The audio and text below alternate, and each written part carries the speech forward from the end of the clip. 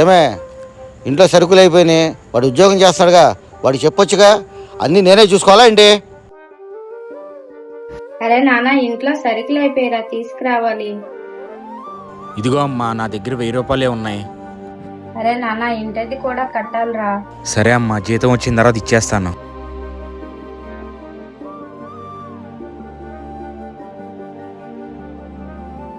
సరే, భోజనం టైం భోజనం చేసి నేను చూసుకుంటా.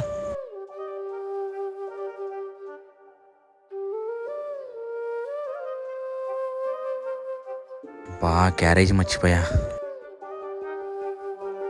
ఏంట్రా అప్పుడే వచ్చేసావు? క్యారేజీ మర్చిపోయాను sir. Hello sir, Rapido food order పెట్టారు. వస్తున్నా బ్రో.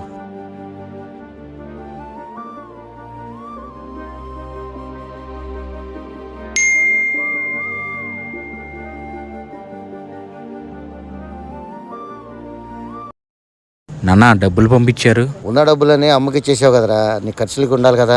ఇంట్లో సరుకులు లేవన్నారు కదా నాన్న. సరుకులు దేవుని లేరా, నీకన్నా ఎక్కువ.